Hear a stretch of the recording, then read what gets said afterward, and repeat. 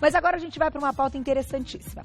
Algumas vezes, quando a gente está falando de cuidados com os dentes, de limpeza bucal, enfim, e outras coisas ligadas à higiene bucal e até à nossa saúde, a gente sempre acaba encontrando por aí algumas coisinhas nas redes sociais e na internet e até de celebridades que costumam contar e dizer que fazem algumas coisas estranhas. Quer dizer, parece estranho, né? A mim parece estranho. Porém, hoje nós vamos descobrir se de fato essas bizarrices, que aqui no Você Bonita nós chamamos de bizarrices, funcionam mesmo quando o assunto é um sorriso perfeito. Vamos conversar com ele, que é cirurgião dentista, o Dr. Sérgio Lian. Como vai? Bem-vindo.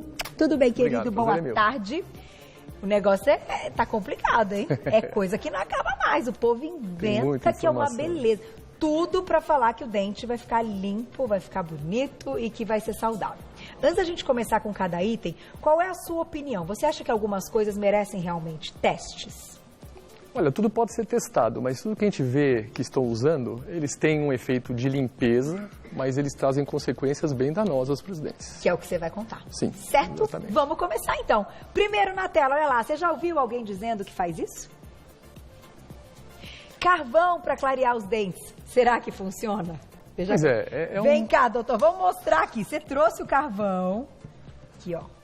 Que é aquele, agora tem essa moda aí do carvão ativado, não sei o que lá, que é para estética, não é? Já fizemos para o corpo, para a pele, para o cabelo, tudo isso. Agora e para o dente? Pois é, o carvão é uma confusão que fazem, porque na verdade ele é muito bom como desintoxicante, quer dizer, ele é usado em caso de envenenamento ou intoxicação alimentar, mas numa escovação ele só vai ter um efeito abrasivo. Quer dizer, isso vai exatamente contra as tendências atuais, que são as pastas de dente, as escovações, onde você tem eficiência escovatória, com o mínimo desgaste possível da camada de esmalte, entende? Então, é legal. Não é legal. Não é bem...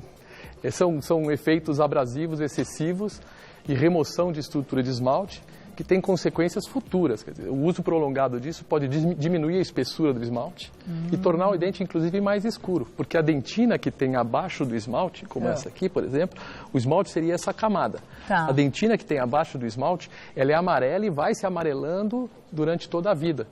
Porque vão penetrando pigmentos através dos prismas do esmalte e vão tornando essa dentina mais amarela.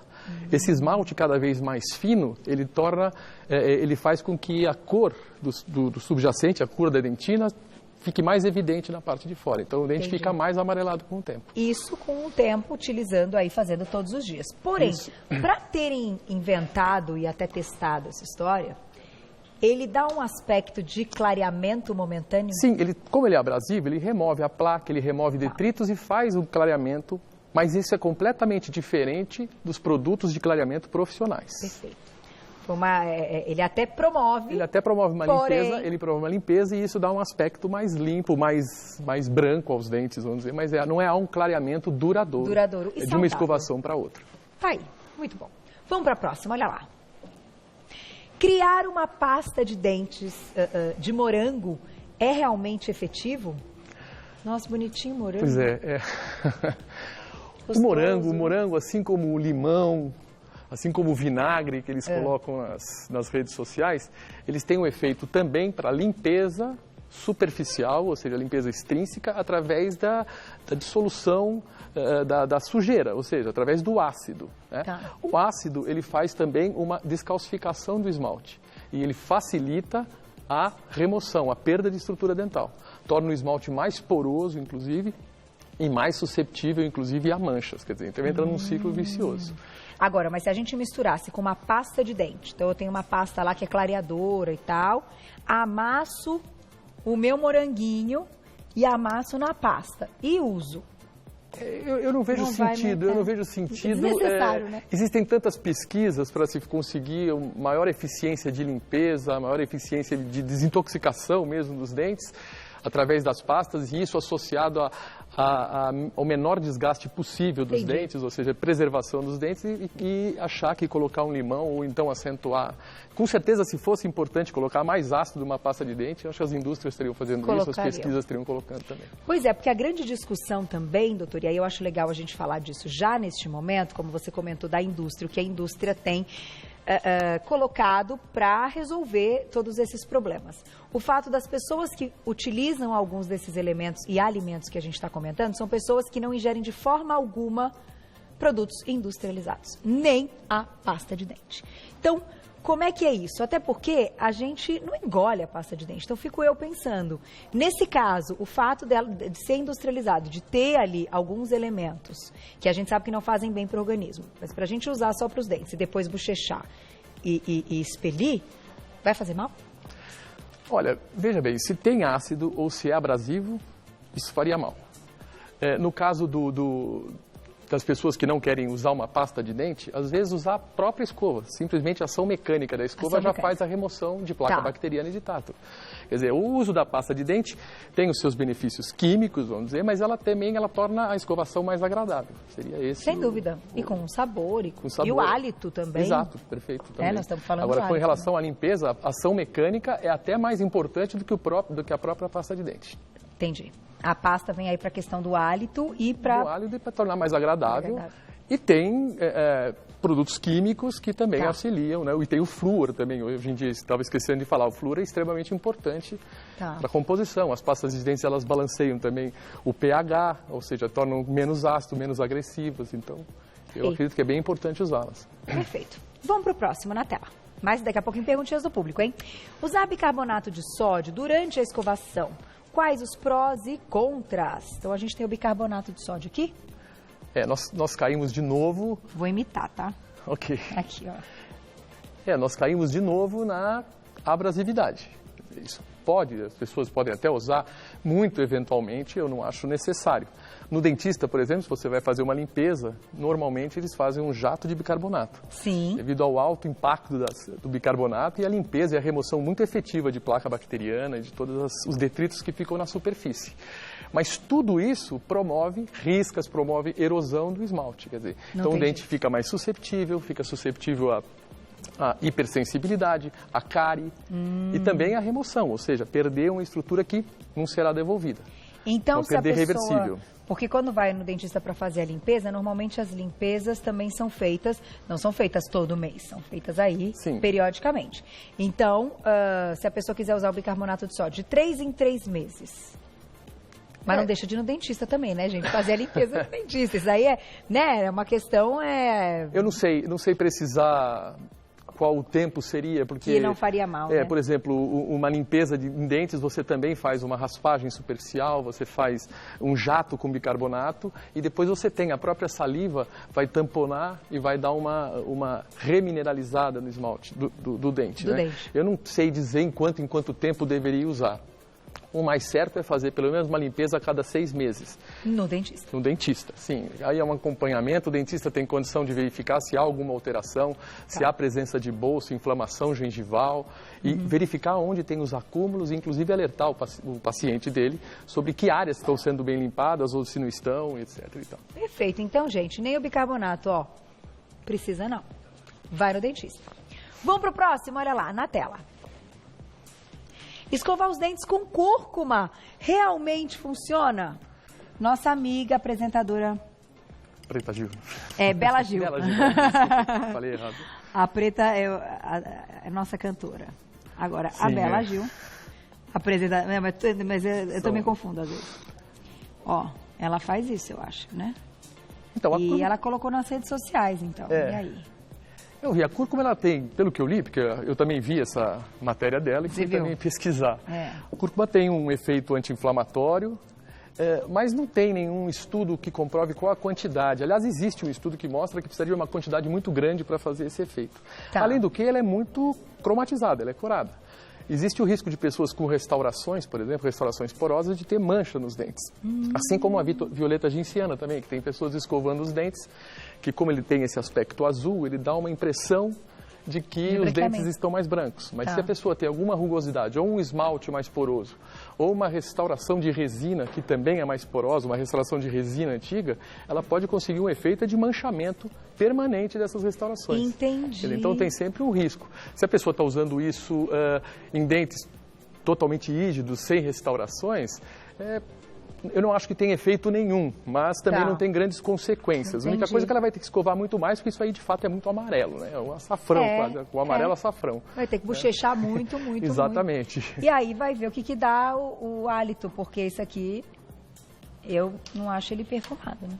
Não. Nem cheiroso, né? Pois é. Até em grande quantidade, acho que dá até um embrulhinho. Claro. Que é forte, né? Então, tá aí. Próximo na tela, daqui a pouquinho perguntinhas do público. Serrar os dentes com lixa de unha. Tenho nem coragem de perguntar se é bom. Veja bem, isso de vez em quando acontece mesmo, a gente fica escutando pacientes que falam sobre isso. Em quais situações? Né? Tem algumas situações. Tem situações em que existe uma pequena fraturinha, fraturou o esmalte, fica uma área cortante incomodando a língua. Tá. E aí o paciente ou não encontra o dentista ou não quer ir no dentista, ele não deu tempo, ele dá um jeito caseiro com uma lixa de unha. A lixa de unha é altamente abrasiva, não tem controle de quanto ele vai desgastar ou não. Nesse caso, nessa situação. E eu tenho certeza que se ele for ao dentista, é um procedimento tão simples que o dentista vai fazer isso até sem custo. E com controle, ou seja, ele não vai desgastar mais do que o necessário. E muitas vezes, não se fazendo nada, o próprio uso, o próprio atrito da mastigação vai arredondar essas margens e a pessoa vai ficar com essa trinca imperceptível para o resto da vida. Outras situações que eu acho mais perigosas são quando as pessoas querem mudar as formas dos dentes.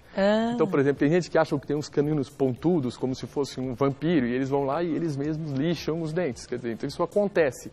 Também não recomendo, quer dizer, o canino tem uma função muito importante, inclusive na movimentação dos dentes, na proteção dos dentes posteriores, quer dizer, isso tudo pode ser alterado e tudo tem que ser controlado, ou seja, tendo um profissional que pode orientar e às vezes até fazer algum desgaste se conseguir e se não alterar nada na dinâmica da mastigação do paciente. Você imagina a gente pegar a lixa e...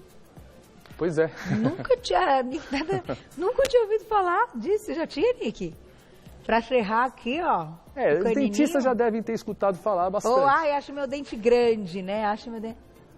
tudo que fizer é irreversível, né? Não volta. Volta, assim, só com outro tipo de tratamento. Então, é evitar esse tipo de coisa de desgaste, porque são coisas que não tem volta. Sabe o que me lembrou, doutor? As pessoas que colam quando o dente quebra, com aquelas colas que não descolam. Super Bonder. A famosa... Isso acontece... Qual o impacto disso? Deixa eu explicar. O que às vezes eles colam não é o dente. Muitas vezes eles estão colando, são restaurações. Eles estão em época de transtratamento, eles estão fazendo restaurações provisórias, às vezes no fim de semana. Infelizmente isso acontece, do paciente se vê com um dente na mão e não consegue encontrar o dentista. Se ele está em tratamento e se isso solucionar, ele pode até colocar o cianacrilato, isso não tem grandes efeitos. Mas para uma consulta estando próxima e o paciente consegue ficar com um dente e não ficar nem apuros enquanto não encontrar o dentista. O dentista depois consegue resolver. Agora, o que não pode achar que é isso definitivo ou ficar recolando o dente diversas vezes, como acontece também.